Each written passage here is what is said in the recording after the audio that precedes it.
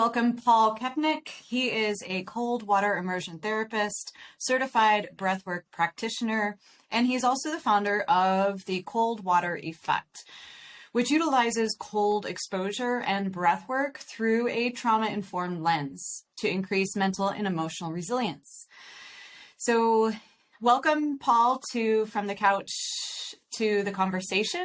And I would love for you to share just a little bit about your own story and your own journey with cold exposure and with breathwork and how that has incorporated into mental health and trauma-informed approach that you use with yourself, but also with the clients that you work with. So welcome. Sure. Yeah, thank you. Thank you so much for having me on here. I really appreciate it, and I'm really excited to be here. How I got into this, I think like a lot of people, I had suffered not what I know now as massive amounts of trauma. And, stemming back all the way to childhood and being an athlete, the constant pressure and the societal pressure of where I found value, how I found love, how I found acceptance in this world came from this toxic place. And it manifested inside me throughout my whole entire adult life, in my relationships, in school, and how I behaved in this world. It was all based on this toxic masculinity affecting me in every aspect. And I was, and it led me into a really mental health breakdown. And I was in med school at the time, and I failed out of med school 6 months before graduation, which caused me to have this huge mental health and identity crisis. And now, as I look back at, the mental health struggles were well before my academic struggles, and it was leading to that. But from that cause, I spiraled down and made really bad decisions and had really unhealthy relationships, wasn't living my best life.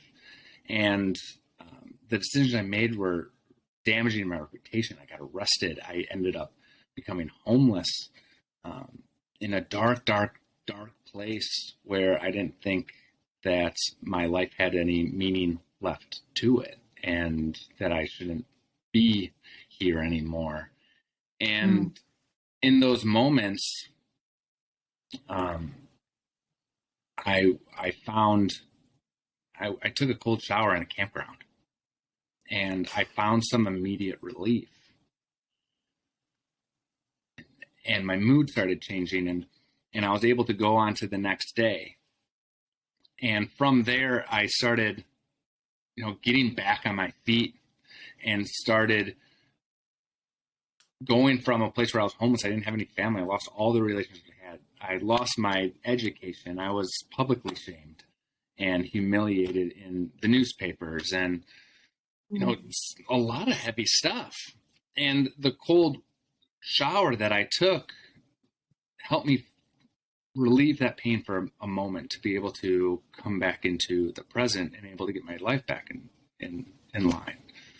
And I started saying, you know what, there's something here. And I had been going to therapists and medicated. I think they tried to diagnose me with like every mental health illness in the book. And I'm like, and nothing was working. Therapy wasn't working. And I was sick of it. I was sick and tired of it. And so I said, you know what, I might as well give this a shot. I want to take back control of my life, and I'm going to use cold water to help create and manifest the life. And that was in 2015, 2016. And since I got really into cold water immersion and started learning from Wim Hof in 2019. And from then I healed the relationships with my parents and with my family. I got married. I making six figures, started my own business, and started thriving. And I credit that all to the work that we do with the cold. And so now my mission is to use my story and to use what I've learned to help other people discover that they don't have to be stuck, and they can get past their trauma by going and learning how to be uncomfortable in it, because that's where it lies. And that's really where I found the key to healing myself, was understanding that if I was vulnerable to address the discomfort and learn how to adapt to it, that I could reprogram myself, my thoughts, and my subconscious. And now I help entrepreneurs and coaches and everyday people and doctors and lawyers and high stress individuals to be able to regulate and heal their trauma and to live happy, thriving lives full of purpose. So I'm curious about if you could talk a little bit more about the transition, how you naturally, I think you were primed to be able to find the work, the trauma work within the context of the cold water exposure, but I'm not sure a lot of people naturally put that connection together. In fact, from everything that I've seen, for the most part, there's not a lot of conversation around trauma work and cold water exposure. Could you talk a little bit more about that connection for you, and maybe how you work with individuals making that connection, and how people could at home in a safe way start doing some of their emotional work or their digestion of hard things that have happened to them in life? Yeah, I think when I started doing cold water, it was all about, facing your fears and being comfortable with being uncomfortable. And you're seeing a lot of that right now in, social media is really taken off, and a lot of people are starting to do it for stress relief and things like that. As I kept doing it, I started realizing that and making the connections of what I was accessing. And what the cold water does is, through this phenomenon called transient hypofrontality, which is when you go into a fight or flight state, you're actually bypassing the part of your brain that's responsible for your monkey mind, your anxiety, that critical mind inside of you, and you're going into these deeper parts of your subconscious. And it was allowing me to access this deeper part of myself. And where the trauma came in is, there's one moment where I was in the water and I was fighting, I was trying to endure. And a lot of cold water immersion you'll see now is all about enduring. How long can you last in the cold? When I realized that once I let go, my body was able to adapt. And I came to this realization that physical stress and emotional stress, the body can't tell the difference between the two. Physically, emotionally, biochemically, it shows up. Stress is stress in the body. And so this was such a good mirror for stress and trauma, that when I learned to be vulnerable and be let go, I was not only letting go to this physical stress, I was letting go. I was able to learn how to let go to emotional stress. I learned how it felt like to let go of stress and let go of trauma.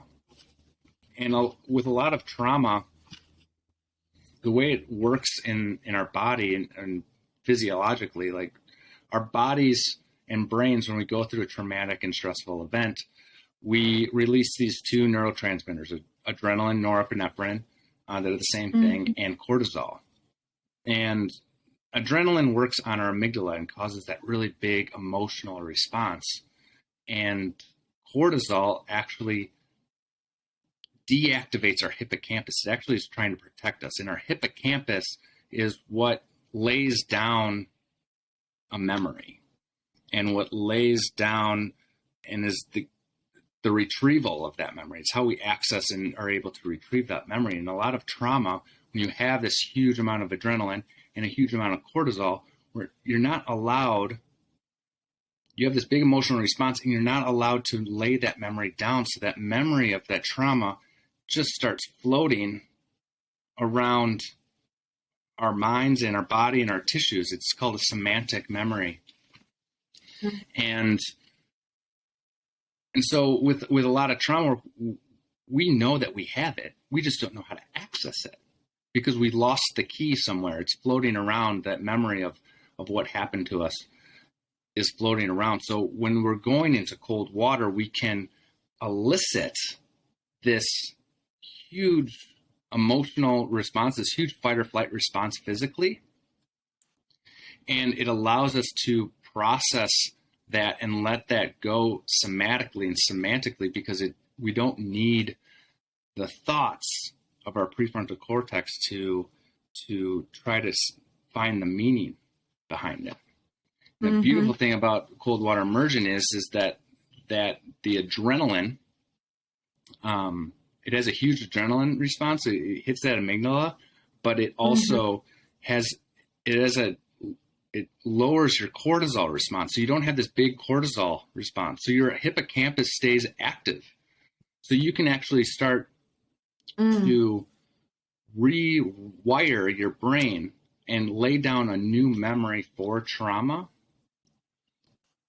in your brain, and be able to, once you learn how to adapt to it, you have this memory of how your body responded to it and regulates to it, which allows you to, when you're going through a traumatic event in the future or a stressful event, you know exactly how your body is able to adapt to it or regulate to it.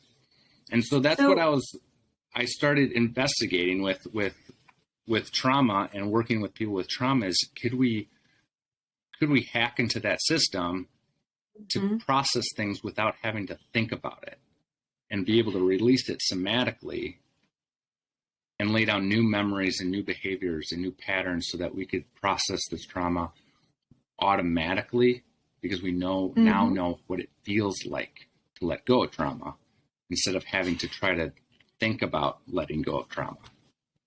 So could you, just for the listeners, to be able to give an example, like a real quick, real life example, how this would look, what this would look like in application?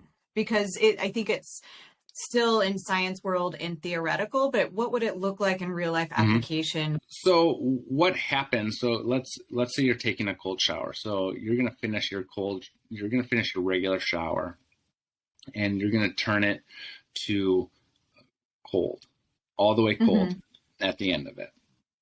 And immediately what's going to happen is that your body the cold water is going to hit your body, and it's immediately going to go, holy cow, this is really cold. You need to get out of it, right? We're triggering this fight or flight response. We're actually mm-hmm. triggering a traumatic response. But it's different because and when that cold water hits, it's going to shut off everything. Only thing that you're going to be able to think about is the cold, right? Mm-hmm. And so what we can do in that moment is that we want to start counteracting that shock response, that fight or flight response. And we use our breath to do it. So focusing on long, extended, slow exhales, because that's all you're going to be able to think about. And I know there's so many different techniques and so many other different ways to breathe. I always tell people, just do long, slow, extended exhales. That activates mm-hmm. our vagus nerve, and it starts shifting our fight or flight, our sympathetic nervous system, our trauma response, and shifts it back down into a parasympathetic or a rest and digest, or our safe zone response. And when that happens, we're able to regulate, get re-regulated, feel safe. Our body starts to adapt. And when our body starts to adapt, it doesn't see this external stimulus as a threat. That's when our body starts to be like, oh, it's not a threat anymore. I'm okay. But yet we're still in the subconscious space because our brain is still deactivated. Our prefrontal cortex is still deactivated. So we're sitting in this uncomfortable place, but we're regulating our breath, we're regulating our nervous system back to a safe place. And once that happens, the things that are trapped inside of us, the emotional states that are trapped inside of us, come to the surface. And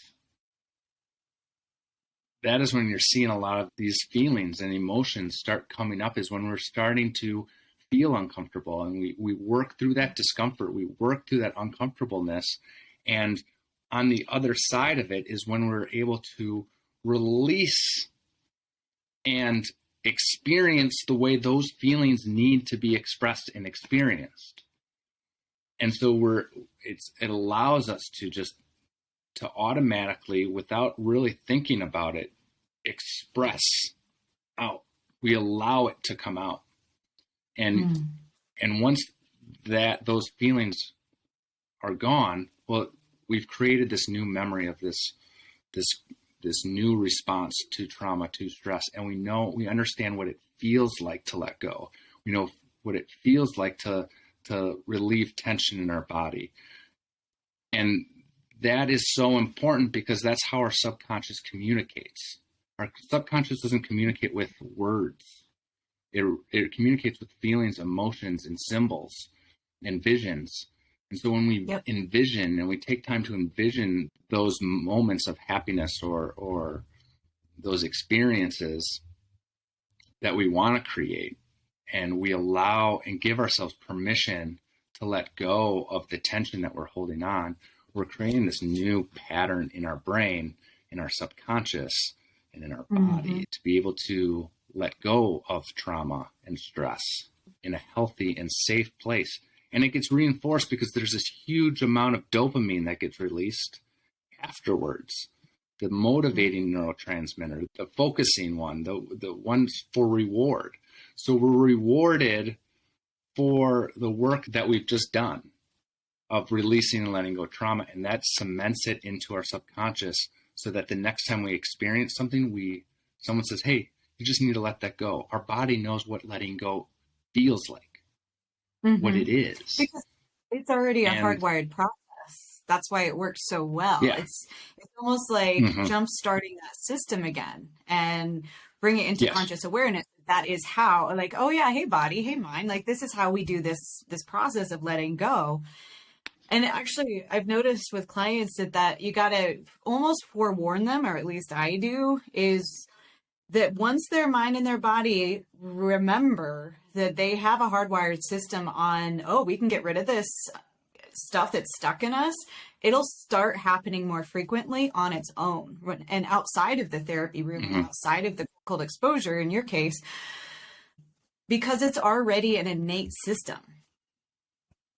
And a lot of where we get stuck in our trauma is that we feel like we're dysfunctional. We feel like we're not good enough. But we're not dysfunctional. We're just dysregulated. Like trauma just dysregulates our nervous system. It throws it into chaos, and we don't know how to. We just don't know how to get re-regulated.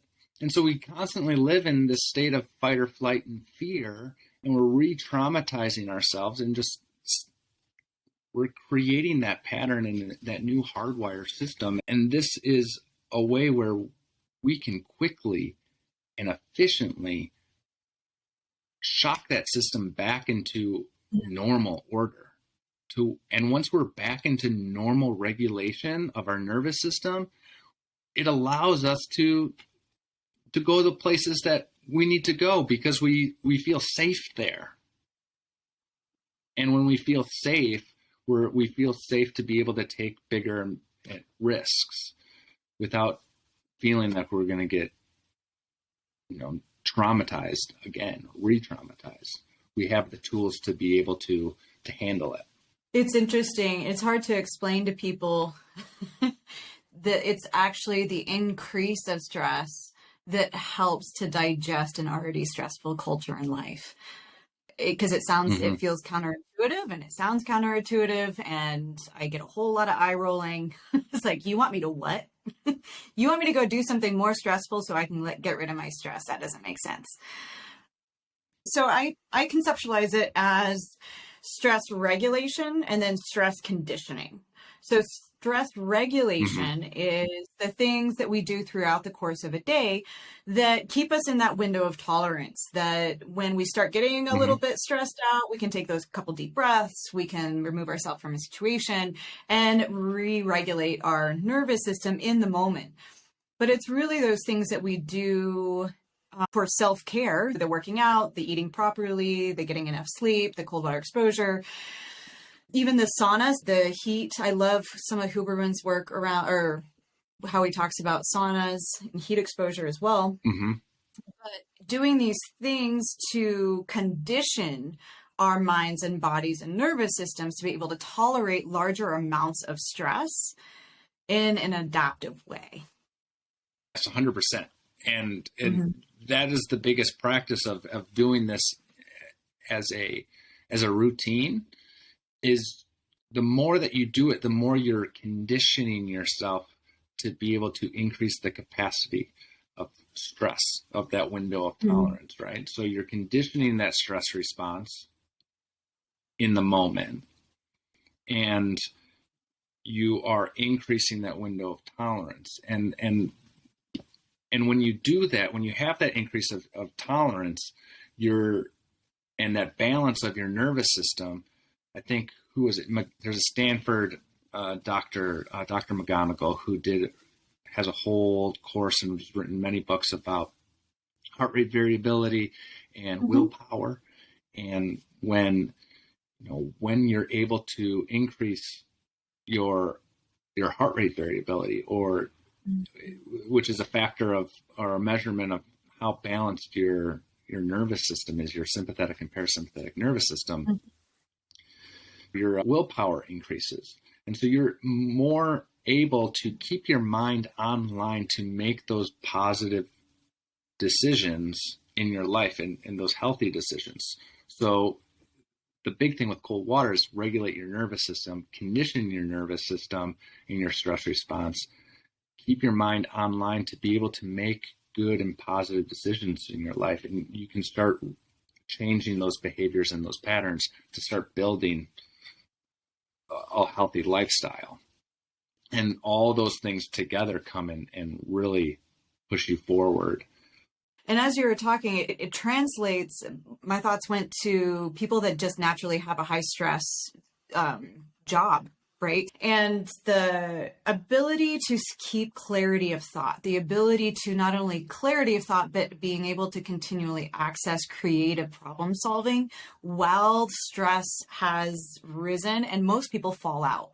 So there is a strategic backbone to this, especially for people that it's either an advantage for them because if they keep their heads on straight, but it's also a safety thing.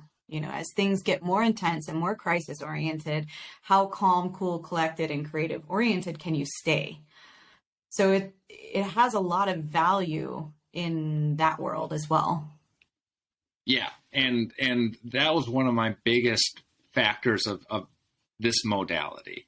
And with breathwork, it's not only this conscious relief of it, or trying to understand it, it's getting into your subconscious as fast as you can and reprogramming it so you don't have to think about your stress response in the moment, or regulating your stress response in the moment, to getting your subconscious to be able to do it automatically so that you can keep your mind intact to do your executive functions, to have that critical thinking, to make those decisions, because that's what we need our conscious mind for, is to be able to act in the moment and have our subconscious processes, our nervous system, be able to react and respond in the way that we need it to without thinking. And that's cold water is the quickest way to be able to access that and retrain that program. But it's difficult, right? It's simple, but it's difficult. And it takes a lot of being uncomfortable and sitting in that uncomfortableness to do that. So I was wondering if you could spend a little bit of time on some notes on safety because there is a trend of people wanting to do long-term exposure to cold as kind of an endurance piece.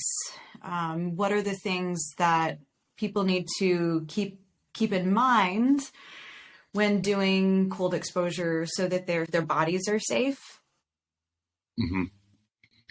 Yeah, and the beautiful thing about cold exposure and cold water is it's accessible. So cold water is cold water is cold water. So the first piece of safety is you need to, if you're just starting out, is to do it in a gradual way. You don't have to be this endurance superhero right off the bat. Cold showers are a completely safe and accessible way to get your cold dose of cold water immersion.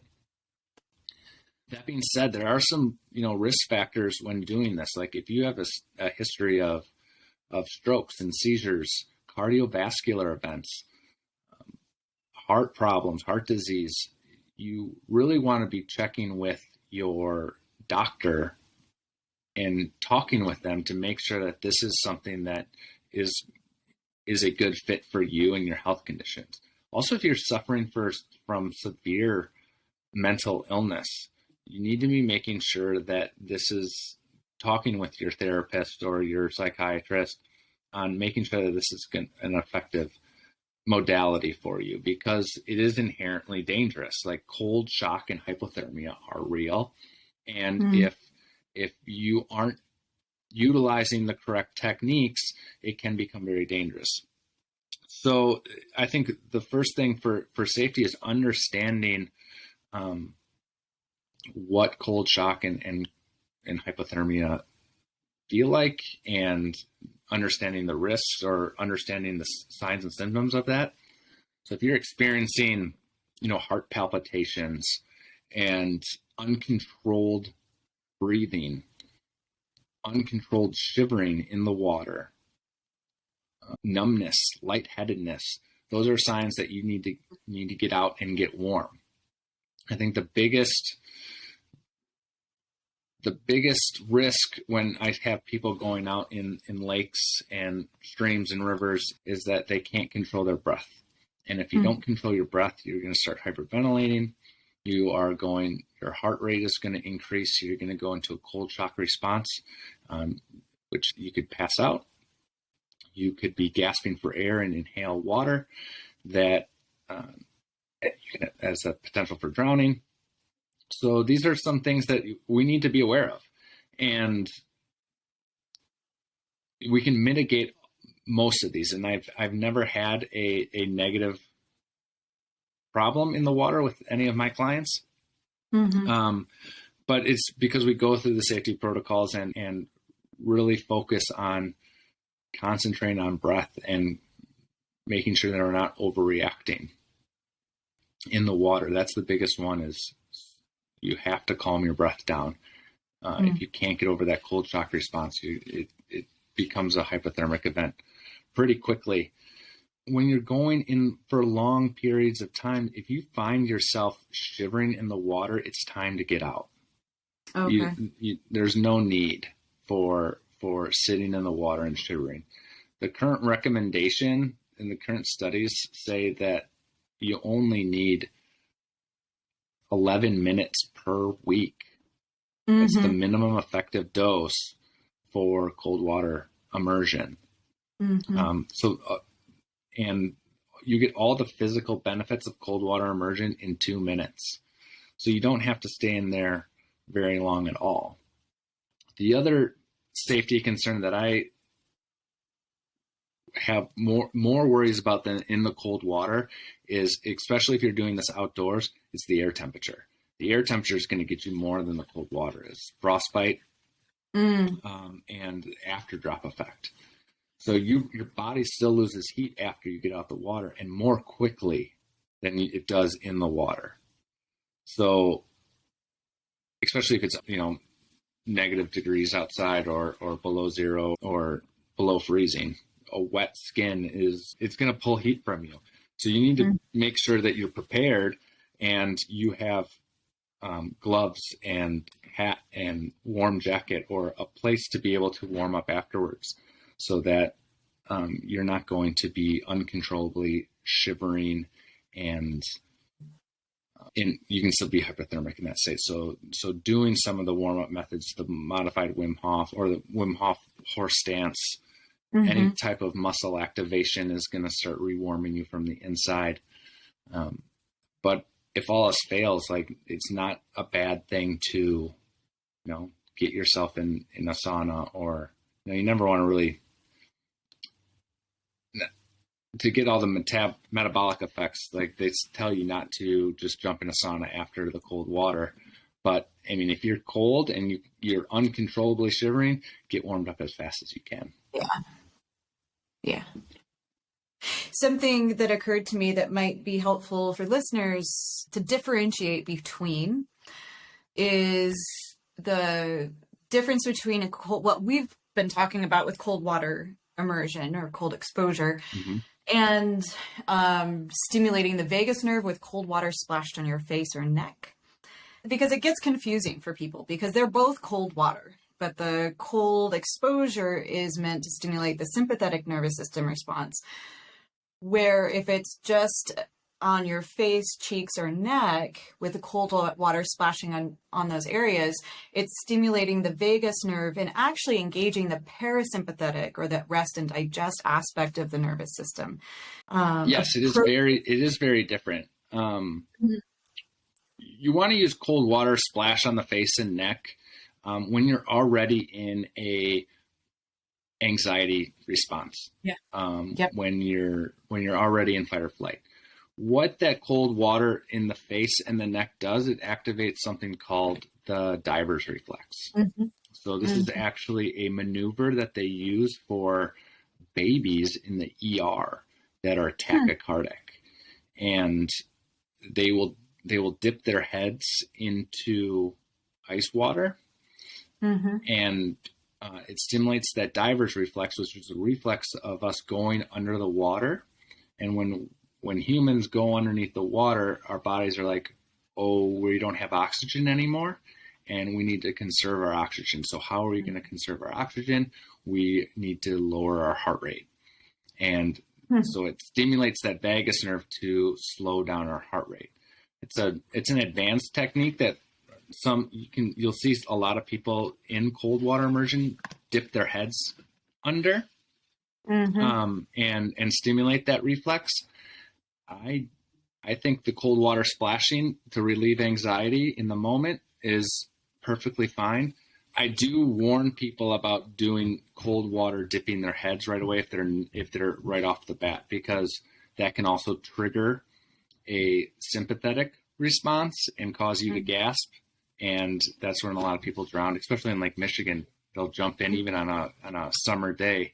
They'll jump in their head and they'll go in the water and inhale water. So the big difference, though, is you're stimulating that diver's reflex, which is stimulating that vagus nerve and is responsible for calming you down.